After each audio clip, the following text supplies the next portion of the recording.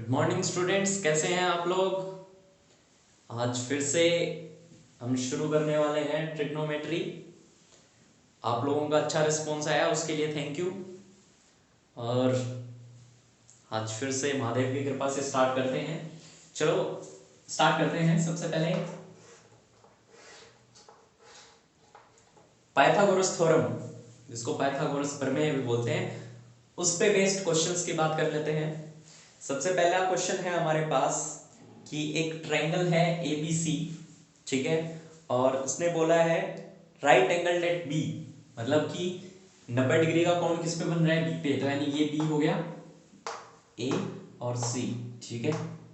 देखो ए आप ये भी लिख सकते हो, यहाँ भी लिख सकते हो, यहाँ भी लिख सकते हो, कोई दिक्कत नहीं है, कोई फर्क नहीं पड़ने वाला। सिर्फ ध्यान किसका रखना है, 90 डिग्री जिसको बोला है वहां पे 90 डिग्री का ही होना चाहिए। बी को 90 डिग्री बोला है तो बी ही होना चाहिए यहाँ पे, यहाँ पे नहीं लिख सकते बी को, ठीक है। तो 90 डिग्री, ओके। अब इसने क्या बोला है कि ए बी जो है 24 सेंटीमीटर है, ए बी जो है 24 सेंटीमीटर, और हमारा जो ए सी है हमें पता नहीं है, बी सी दे रखा है 7 सेंटीमीटर, बीसी दे रखा है 7 सेंटीमीटर, तो ये निकालना है। तो सबसे पहले पता होना चाहिए कि किसकी बात कर रहे हैं हम। तो सबसे पहले हम ये निकालते हैं, यानी कि कर्ल की बात कर रहे हैं, हाइपोटेन्यूज की बात कर रहे हैं। तो हाइपोटेन्यूज की बात कर रहे हैं तो हाइपोटेन्यूज यानी AC स्क्वायर किसके इक्वल होगा, इन दोनों के सम के स्क्वायर के इक्वल, यानी 24 का स्क्वायर प्लस 7 का स्क्वायर, ये आ जाएगा 576 प्लस 7 7 जा 49, ये आई AC स्क्वायर की वैल्यू, AC स्क्वायर की वैल्यू ऐड कर दो फटाफट, 9 और 6 15, 7 और 5 12, 6 25, ओके। ये आई है AC स्क्वायर की वैल्यू, AC की वैल्यू कितनी हो जाएगी, अंडर रूट 625, 625, ठीक है। ये किसका होता है, ये होता है 25, ठीक है। 25 की वैल्यू होती है, 25 का स्क्वायर होता है हमारे पास 625, तो यानी इसकी वैल्यू कितनी आ गई 25, ओके। यहां तक आया समझ में।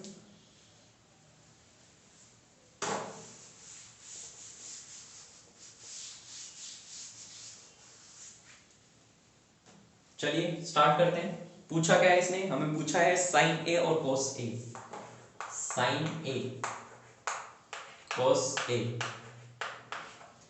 तो देखो साइन ए और कोस ए तो पूछा है, हमें ये पता है कि हाइपोटेन्यूज है यानी कर्ण है।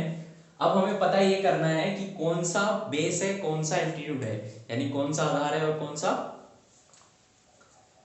लंब है, ओके। साइन ए तो यानी इस एंगल की बात कर रहा है। तो अब देखो ये एंगल किसके ऊपर खड़ा है, अगर इसको देखूं मैं तो इन दोनों की हेल्प से बना है, और किस पे खड़ा है, जिस पे खड़ा है वो क्या होता है, आधार यानी कि बेस। भाई अपने को खड़े होने के लिए कोई ना कोई बेस चाहिए होता है ना, तो इसका बेस क्या है 24, तो यानी ये हो गया बेस, ये हो गया एल्टीट्यूड। हिंदी वालों के लिए बात करूं तो बेस का मतलब ये हो गया आधार, और ये हो गया लंब, ठीक है। स्टार्ट करो, अब साइन ए निकालना है। याद है ना पंडित बद्री प्रसाद क्या बोलते थे, हर हर बोले, तो यानी साइन की वैल्यू P/h, तो साइन की वैल्यू P/h, P मतलब एल्टीट्यूड या परपेंडिकुलर, एक ही बात है। तो P की वैल्यू है 7 और h की वैल्यू कितनी है 25, तो साइन ए की वैल्यू कितनी आ गई 7/25। आई बात समझ में। कोस ए की बात कर लेते हैं। कोस ए क्या होता है, बेस अपॉन हाइपोटेन्यूज, तो बेस है हमारा 24 और हाइपोटेन्यूज कितना है 25। यहां तक आई बात समझ में, ओके। चलिए नेक्स्ट क्वेश्चन पे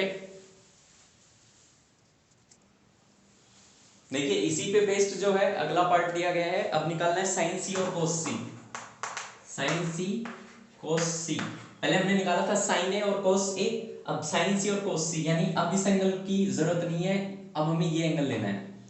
किस पे खड़ा, जिस पे खड़ा वही बड़ा, यानी कि बड़ा तो सबसे पहले इससे पूछेंगे, यानी ये बेस, ये हाइपोटेन्यूज फिक्स होता ही है, जो लॉन्गेस्ट साइड होती है, ठीक है। देख लीजिएगा सबसे लंबी साइड यानी 24 है, 25 है, 7 है, सबसे बड़ा कौन है 25, तो यानी हाइपोटेन्यूज हो गया, और जिसके ऊपर ये है एंगल बनाया वो बेस हो गया, ये परपेंडिकुलर हो गया। ठीक है, साइन सी की बात कर लेते हैं। साइन सी वही परपेंडिकुलर अपॉन हाइपोटेन्यूज, लेकिन सी इस बार चेंज हो गया, बेस पहले ए में था तो ये था, सी की बात कर रहे हैं तो ये बन गया। देखो पहले हमने देखा ना पिछले पार्ट में क्या था, साइन ए यानी एंगल ए के लिए पूछ रहा था, ए के लिए ये बेस था, ये परपेंडिकुलर था। ठीक है, यानी ये क्या था, आधार था और ये लंब था। लेकिन अब सी के लिए क्या हो गया, चेंज हो गया, ये बेस हो गया और ये एल्टीट्यूड हो गया। तो साइन सी की बात करते हैं, परपेंडिकुलर अपॉन हाइपोटेन्यूज, परपेंडिकुलर हो गया, अब ये 24 अपॉन 25, पहले कितना आया था 7 अपॉन 25 आया था ना cos c। तो इसीलिए मैंने आपको बताया था एंगल का ध्यान रखना जरूरी है, कौन से एंगल की बात कर रहा है, कौन से कोण की बात कर रहा है।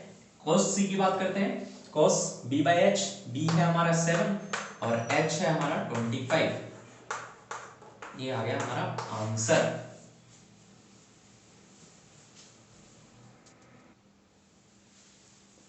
ये देखिए थोड़ा सा अच्छा क्वेश्चन है, उससे थोड़ा सा एक लेवल ऊपर।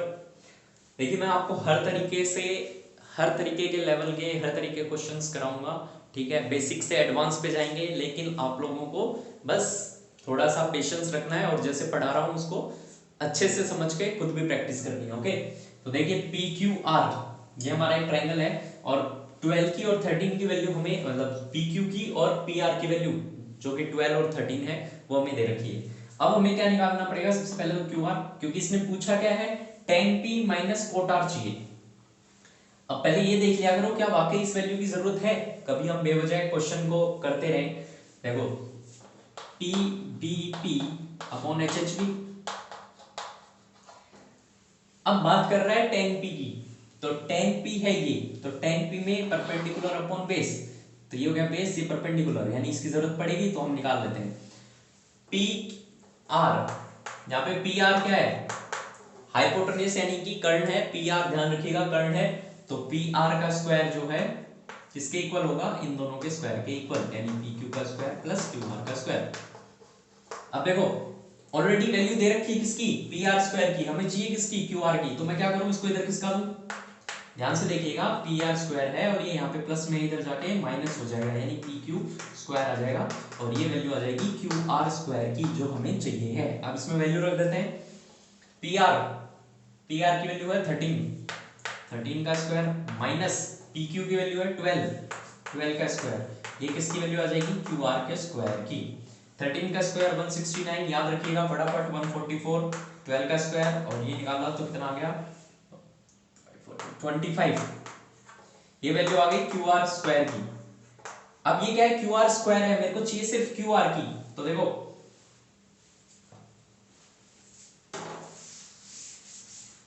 ये आई है क्यू आर स्क्वायर की वैल्यू, और चाहिए मेरे को किसकी, सिर्फ क्यू आर की, यानी स्क्वायर नहीं चाहिए, तो इसका स्क्वायर हटाऊंगा तो इधर जाके क्या लग जाएगा, अंडर रूट लग जाएगा 25, रूट 25 किसका होता है, 5 का, तो क्यू आर की वैल्यू आ गई 5, तो यहां रख दो 5।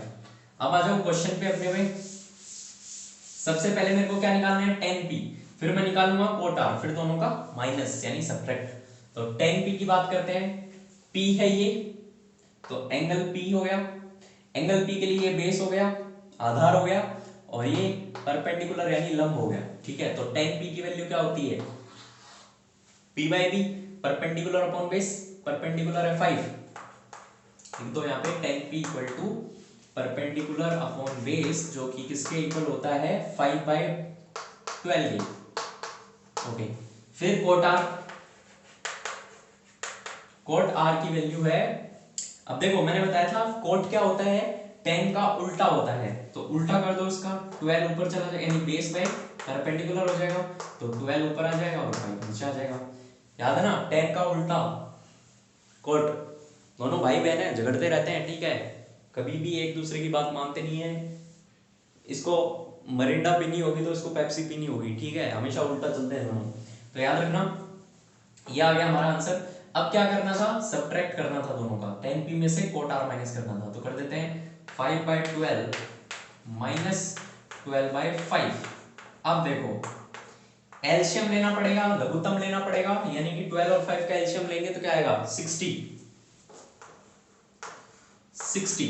अब कई बच्चे ऐसे हैं मेरे होनहार स्टूडेंट्स जिनको एलसीएम यानी लघुत्तम लेना नहीं आता, तो कोई दिक्कत नहीं है, आपके पंकज सर आपके साथ हैं। तो देखिए स्टार्ट करते हैं कैसे सी निकालेंगे। एलसीएम निकालना आता है 12 और 5। हमें इसको ऐसे नंबर से डिवाइड करना है जो प्राइम नंबर हो, ठीक है, जो किसी के टेबल में नहीं आता हो। जैसे 2 6 जा 12, 5 एज इट इज, 2 3 जा 6, 5 एज इट इज, 3 1 जा 3, 5 एज इट इज और 5 1 जा 5, ठीक है। तो 5 3 जा 15, 15 2 जा 30, 30 2 जा 60, आ गया 60। अब यहाँ पे देख लो, यहाँ पे गलतियां करते हो। यहाँ क्या है 12 है, बनाना कितना है 60।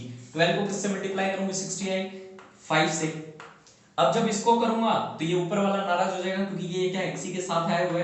अगर दो बंदे साथ आए हैं, मैंने एक को खाने के लिए पूछ लिया, दूसरे को नहीं पूछा, तो वो नाराज हो जाएगा। तो यानी इसको अगर 60 बनाया है, इसको अगर 5 से मल्टीप्लाई किया तो इसको भी करूंगा, तो 5 5 जा 25। फिर आगे माइनस है क्योंकि ये तो 60 हो गया। अब 5 को किससे करूंगे 60 आ जाएगा, 5 को करूंगा 12 से, है ना। तो इसको भी 12 से करना पड़ेगा भाई। इसको अगर 12 टॉफियां दी है तो इसको भी देनी पड़ेगी, तो 12 × 12 144, ठीक है।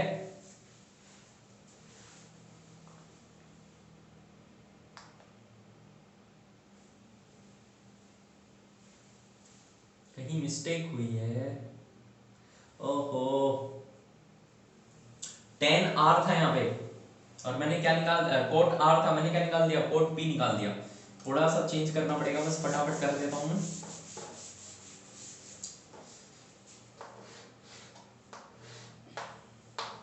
ये हमारी जो वैल्यू थी पी क्यू आर, बस 1 मिनट लगेगा, सॉरी, गलतियों से इंसान सीखता है। 12 13 और ये आया था 5। अब फटाफट कोट आर निकाल लेते हैं। कोट आर यानी एंगल चेंज हो गए ना। अब उल्टा कब करते, जब सिर्फ 10 पी था तो यहाँ पे भी कोट पी होना चाहिए था, लेकिन यहाँ पे आर आ गया तो पूरी वैल्यू चेंज हो जाएगी। देखो आर है, ये हो गया बेस, ये हो गया परपेंडिकुलर, और हमें पता था P B P upon H H B. अगर p बाई बी अगर 10 है तो b बाई पी क्या होगा कोट, और इसके लिए बेस कितना है 5 और ये कितना है 12। अब सीधा सा है 10p माइनस कोट आर कितना आ जाएगा 5/12 माइनस 5/12, सीधा सीधा 0। ओके सॉरी थोड़ी सी मिस्टेक हो गई थी, कोई नहीं। देखो स्टूडेंट्स, अब तक अपन क्या कर रहे थे, अब तक हमें ट्राइंगल दे रखा था, यानी ट्राइंगल्स की साइड्स दे रखी थी, और हम क्या कर रहे थे, ये निकाल रहे थे ना, साइन ए कॉस ए। इस बार क्या है, अपने को पहले ही क्या दे दी है, साइड की वैल्यू दे दी है, साइन ए की वैल्यू दे दी है।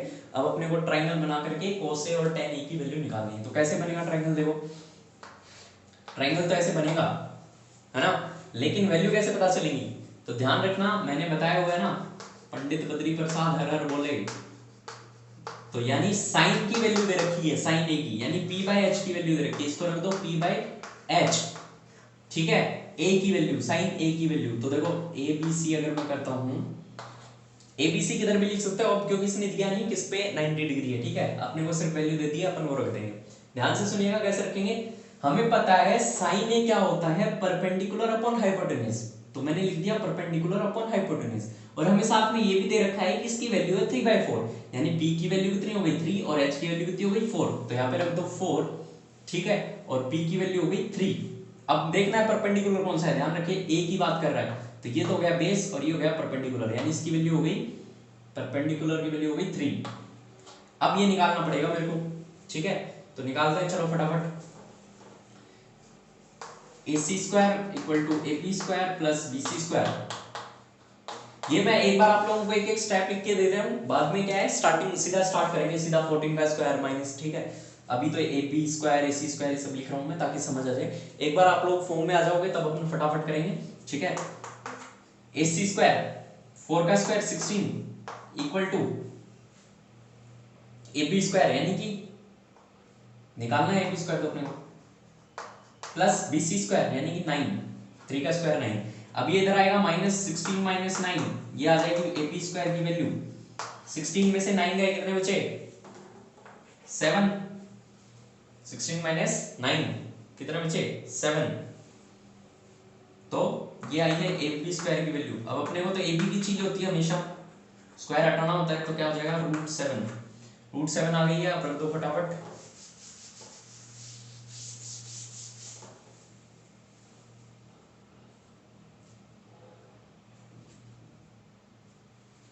cos A, तो इस बार एंगल यही है, ध्यान रखना, पिछली बार की तरह गड़बड़ नहीं करनी है। ए है, ए है, ए है, कोई दिक्कत नहीं है इस बार तो, ठीक है। तो